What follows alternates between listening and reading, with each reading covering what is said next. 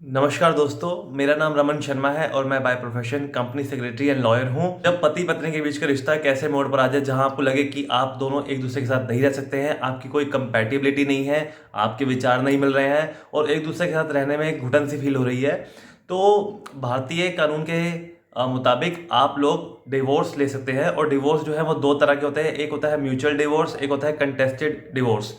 तो ये दो तरह के तलाक जो मैं आपको बता रहा हूँ, इसमें से आज हम बात करेंगे म्यूचुअल डिवोर्स की।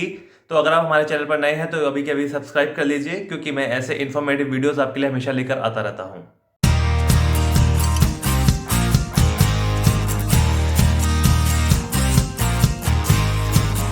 हालांकि दोस्तों, मेरा ये मानना है कि जब आप शादी करते हैं तभी आपको डिसाइड करना चाहिए कि आपको किस पर्सन के साथ रहना है। क्या आपकी जो कंपैटिबिलिटी है वो मैच कर रही है, आपके जो थॉट प्रोसेस है, आपके विचार हैं वो मिल रहे हैं या नहीं मिल रहे हैं। क्योंकि बाद में शादी करके फिर तलाक लेने से आपकी आने वाली लाइफ भी बहुत इफेक्ट होती है और आपका काफ़ी जो समय है वो बर्बाद होता है। आप ये शादीशुदा मतलब इन्हीं मामलों में आप फंसे रहते हैं, तलाक लेना है, शादी करनी है, आप अपनी जो दूसरे करियर पे जो आपको फोकस करना चाहिए ना, उन चीज़ों से आप हट जाते हैं और आपकी लाइफ में जो और भी जो महत्वपूर्ण कार्य होते हैं वो भी डिस्टर्ब होते हैं। तो ये सब सोचकर ही आपको आगे शादी के लिए कदम उठाना चाहिए। तो आइए दोस्तों, हम बात करते हैं कि तलाक की क्या प्रक्रिया है, तलाक लेने की क्या क्या शर्तें हैं हिंदू मैरिज एक्ट के अकॉर्डिंग।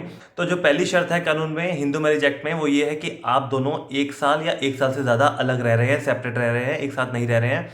दूसरी शर्त है कि आप लोग एक साथ बिल्कुल नहीं रह सकते, ऐसी मतलब नौबत आ गई है, ऐसी घड़ी आ गई कि आप दोनों एक दूसरे के साथ नहीं रह सकते हैं। तीसरी शर्त यह है कि आप दोनों ये चीज़ मानते हैं कि आपकी जो शादी है वो कोलैप्स कर गई है, अब कोई भी उम्मीद नहीं है कि आप दोनों एक दूसरे के साथ रह सकते हैं, नामुमकिन जैसी स्थिति जो है पैदा हो गई है। तो दोस्तों, आइए हम बात करते हैं कि आप किस कोर्ट पे जो है तलाक की पिटीशन मिलकर फाइल कर सकते हैं। पहली जगह जो होगी वो होगी जहां पर आपकी शादी हुई थी। दूसरी जगह जो है वो है जहां पर आपकी वाइफ जो है जो रह रही है।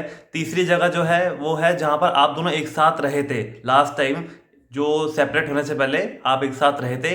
ये तीन जगह हैं जहां पर जो है पिटीशन, जो म्यूचुअल डाइवोर्स की जो पिटीशन है वो आप फाइल कर सकते हैं। तो दोस्तों, अब मैं आपको 6 स्टेप्स में बताऊंगा कि कैसे आप जो है तलाक की पिटीशन कोर्ट में फाइल करेंगे और कैसे आपको तलाक जो है कोर्ट से मिलेगा। फर्स्ट स्टेप में क्या होगा कि आप दोनों मिलकर एक ज्वाइंट पिटीशन फाइल करेंगे फर्स्ट मोशन के लिए।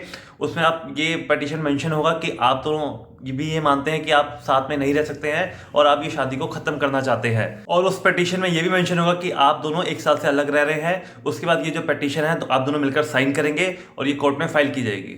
स्टेप नंबर 2 में आप जो है फैमिली कोर्ट में अपियर होंगे अपने अपने वकीलों के साथ, और जो माननीय जज है फैमिली कोर्ट के, वो आपकी जो पिटीशन है जो आप लोगों ने म्यूचुअली फाइल करी है डिवोर्स के लिए, उसको चेक करेंगे और उसके कंटेंट्स को स्क्रूटनी करेंगे।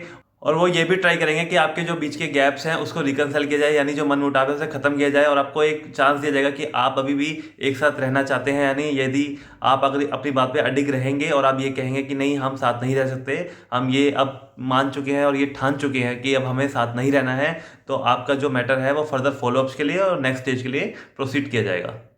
थर्ड स्टेप में जो है, अगर कोर्ट को लगता है कि आपकी जो पिटीशन है उसकी स्क्रूटनी के बाद कोर्ट सेटिस्फाई होती है कि अब आपका जो बयान है वो लेना चाहिए, तो आपका जो थर्ड स्टेप में जो है आपका बयान जो है वो शपथ पे लिया जाएगा और आपकी जो स्टेटमेंट है उसको रिकॉर्ड किया जाएगा। फोर्थ स्टेप में जो कोर्ट है आपका बयान शपथ पे रिकॉर्ड करने के बाद फर्स्ट मोशन पे ऑर्डर पास करेंगी, और उसके बाद ऑर्डर पास होने के बाद आपको 6 महीने में जो है, आपको 6 महीने बाद सेकंड मोशन के लिए अपनी जो एप्लीकेशन है दोनों को मिलकर फाइल करनी है। यहाँ मैं आपको बताना चाहूँगा कि जो मैक्सिमम टाइम है सेकंड मोशन एप्लीकेशन फाइल करने का वो है 18 months from the date of presentation of petition of divorce in the court. यानी जिस दिन आपने पहली बार पिटीशन जो कोर्ट में फाइल करी थी उस डेट से लेके 18 महीने के अंदर आपको सेकंड मोशन की जो एप्लीकेशन है वो दोनों पार्टीज को मिलकर फाइल करनी है। यहाँ मैं आपको एक बात और बताना चाहूँगा कि सुप्रीम कोर्ट ने अमरदीप सिंह वर्सेस हरवीन कौर के केस में ये जजमेंट पास किया था कि अगर फैमिली कोर्ट चाहे तो ये जो 6 महीने का टाइम पीरियड है ना सेकंड मोशन एप्लीकेशन फाइल करने का, ये रिमूव कर सकती है, ये वेव ऑफ कर सकती है, क्योंकि ये कोई मैंडेटरी नहीं है, ये डायरेक्टरी है। तो कोर्ट, फैमिली कोर्ट चाहे तो ये रिमूव भी कर सकती है। उसे लगता है कि इनको जो 6 महीने का टाइम दे रहे हैं कि आपस में अगर सेटलमेंट हो जाए तो ये डिवोर्स पिटीशन जो है ये रद्द हो जाए, इसको डिसमिस कर दिया जाए। तो अगर कोर्ट को लगता है कि ये 6 महीने का जो वेटिंग पीरियड है ना, इसमें भी कुछ नहीं होने वाला है और इससे इनकी जो जो प्रताड़ना है ना, इनके बीच में जो गैप्स है, इनकी जो दिक्कतें हैं ये और बढ़ेंगी, तो इसलिए कोर्ट चाहे तो ये 6 महीने का जो पीरियड है ये भी रिमूव कर सकती है, ये वेव ऑफ कर सकती है। अब हम बात करेंगे अपने फिफ्थ स्टेप की, जहां पर जो है आप सेकंड मोशन के लिए कोर्ट में अपेयर होते हैं 6 महीने बाद। अब यहाँ पर जो है कोर्ट फिर आपसे आपका जो है जो बयान है वो रिकॉर्ड करती है, आपकी जो स्टेटमेंट है उसको रिकॉर्ड किया जाता है। और इसके बाद जो आपका केस जो है वो फाइनल डिक्री के लिए यानी कि फाइनल ऑर्डर के लिए, तलाक को रद्द करने के लिए अब लगाया जाता है। अब हम बात करेंगे अपने सिक्स स्टेप की, जहां पर जो है कोर्ट जो है आपकी जो डिवोर्स की डिक्री है वो पास करेगी।